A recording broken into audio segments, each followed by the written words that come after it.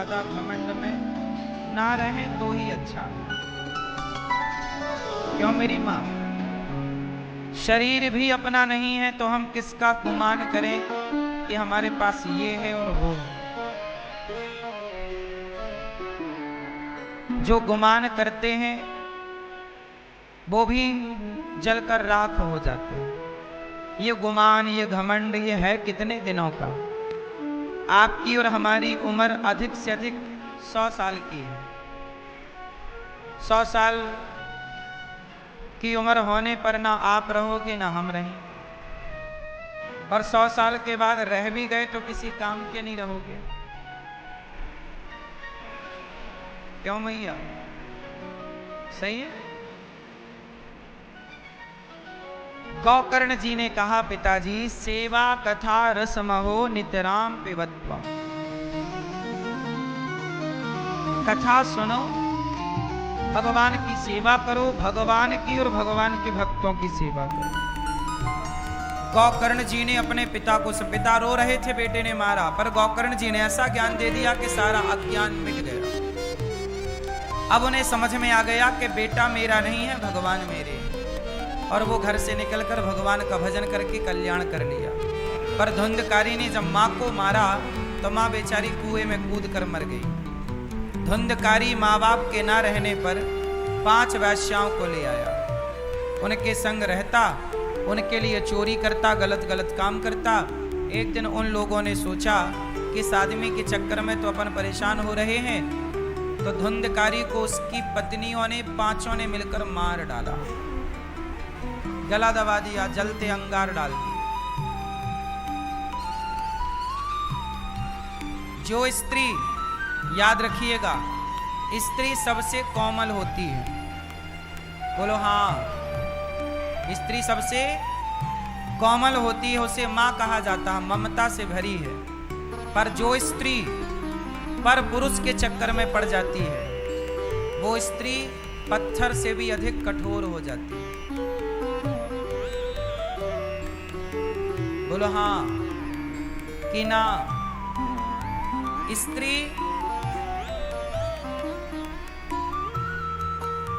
स्त्री रुई से भी ज्यादा नरम है, पर वही स्त्री कुसंग में पड़ जाए और पराये पुरुष के चक्कर में पड़ जाए तो वह पत्थर से भी कठोर हो जाती है। उदाहरण देखना है तो अभी वो राजा की घटना याद होगी आपको। इंदौर में पति को घुमाने ले गई, पति का मर्डर कर दिया, खुद भी थी उसमें इन्वॉल्व। और सोनम नाम की लड़की, उसने पराये पुरुष के चक्कर में ही तो अपने पति को मारा। अब मैं आप लोगों से कहूं कि आपको किसी का मर्डर करना है तो यहां बैठी कोई भी स्त्री किसी का मर्डर कर सकती है? आप में इतनी हिम्मत है कि आप किसी का गर्दन गला काट दो? बोलो।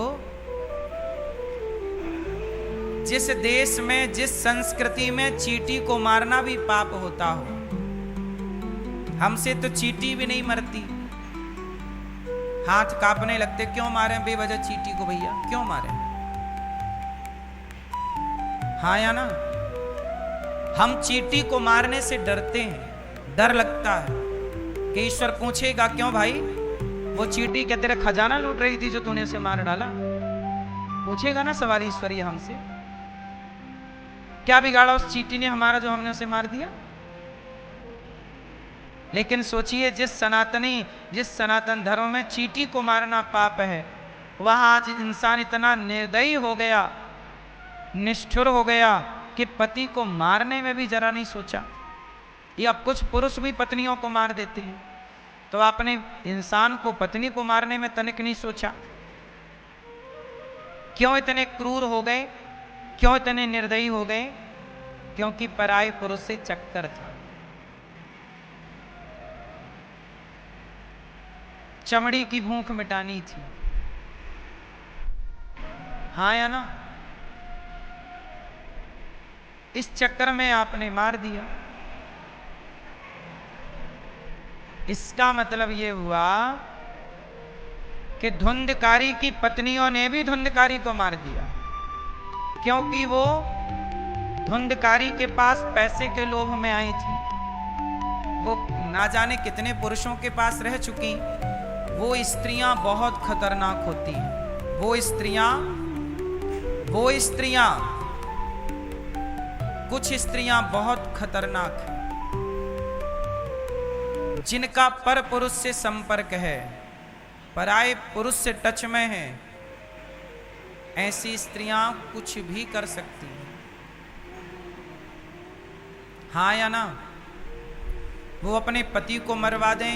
केवल पति ही नहीं मेरी मां, कुछ केस तो आपने सुने ही नहीं। कुछ स्त्रियां ऐसी भी हैं जो पराये पुरुष के चक्कर में, उनका बेटा था तो बेटा है, अब कहां लेके जाए, तो बेटे को ही रास्ते से हटा दिया।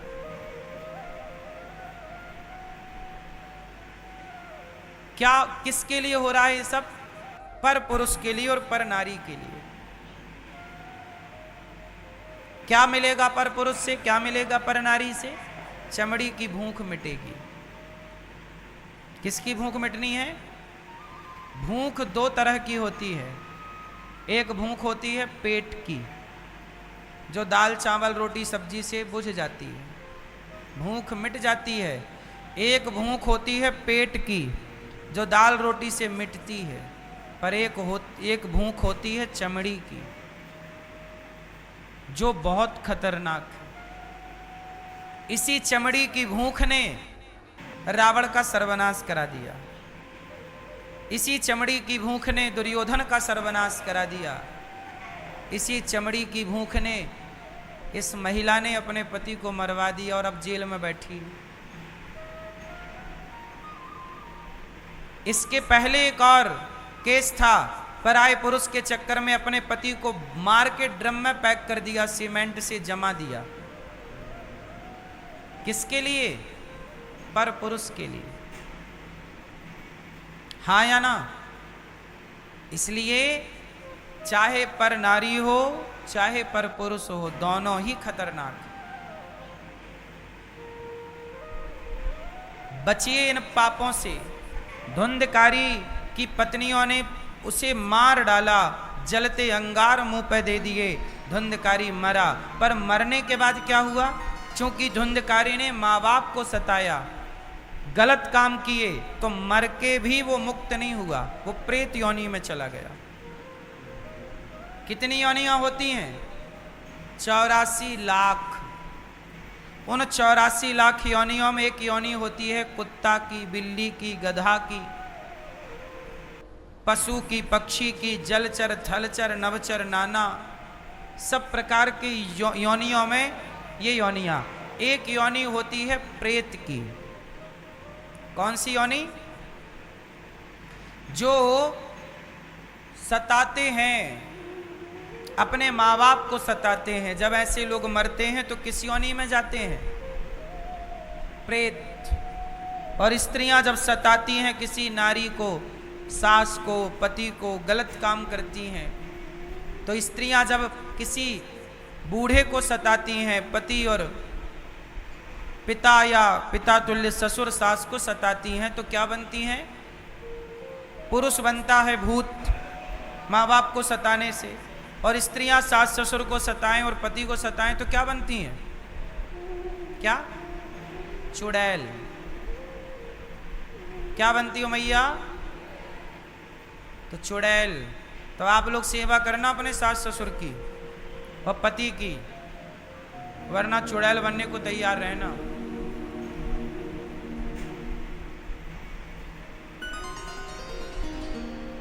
तो प्रेत योनि है। कौन सी योनि? धुंधकारी क्या बना? जोर से। प्रेत बना। अब जब प्रेत बना तो क्या करे? तब धुंधकारी ने अपने भैया गोकर्ण जी से कहा, भैया मैं मर गया, अब मुझे अक्कल आई, मैंने बड़ा अपराध पाप किया भैया, मैं प्रेत बन गया, मुझे से प्रेत योनि से मुक्त करो। तब गोकर्ण जी ने भगवान सूर्य के कहने पर गोकर्ण जी ने भागवत सुनवाई, और जब भागवत सुनी तब धुंधकारी उस प्रेत योनि से मुक्त हो गया। ये भागवत जी की महिमा।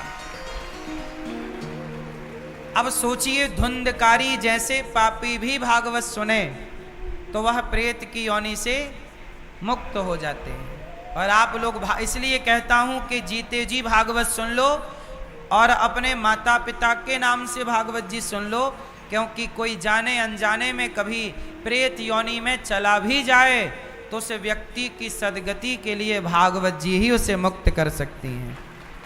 इसलिए जीवन में भागवत जी के पोथी पाठ कर लेना चाहिए, सुन लेना चाहिए, भागवत सुन लेना चाहिए, अच्छे काम कर लेना चाहिए।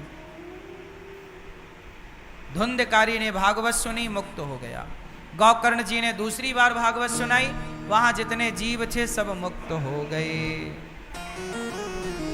सच्चिदानंद रूपाय विश्वोत्पत्त्यादि हेतवे तापत्रय विनाशाय श्री कृष्णाय वयं नुमः।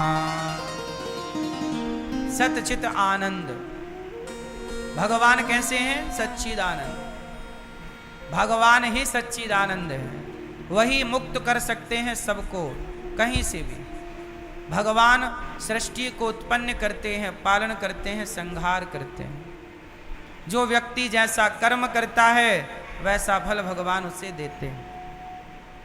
सुखदेव भगवान प्राकट्य हुए, सुखदेव भगवान को नमस्कार्यम प्रव्रजंत मनुपेतमपेत कृत्यम द्वैपायनो विरह कातर आजुहाव पुत्रेति तन्मयतया तरवोभिनेदुस् तम सर्वभूत हृदयम मुनिमानतोस्मि।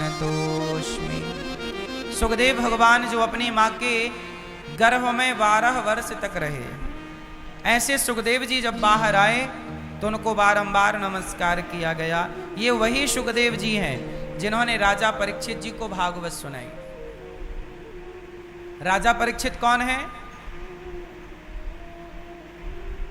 मैया, राजा परीक्षित जी कौन है? सुनो, राजा परीक्षित हैं अभिमन्यु के पुत्र। किसके पुत्र? किसके पुत्र? अभिमन्यु के पिता कौन? अर्जुन। अर्जुन का बेटा, अर्जुन के पुत्र हैं अभिमन्यु। अभिमन्यु की मां का नाम क्या है? नहीं पता? जगन्नाथ जी के बीच में कौन बैठा है? जगन्नाथ जी के बगल में कौन बैठा है? भगवान श्री कृष्ण की बहन का नाम क्या है? माता सुभद्रा। सुभद्रा के पुत्र हैं अभिमन्यु, भगवान कृष्ण के सगे भांजे। अभिमन्यु महाभारत में चक्रव्यूह में मारे गए थे। गुरु द्रोणाचार्य ने चक्रव्यूह बनाया, उसमें फंसकर मर गए। अभिमन्यु की पत्नी गर्भवती थी। अभिमन्यु की पत्नी का नाम था उत्तरा। उत्तरा गर्भवती थी। अभिमन्यु तो मारे गए, पर उत्तरा के गर्भ को नष्ट करने के लिए अश्वत्थामा ने ब्रह्मास्त्र चलाया। तब भगवान ने उत्तरा के गर्भ की रक्षा की और उत्तरा के गर्भ से जो बालक हुआ वही बने परीक्षित।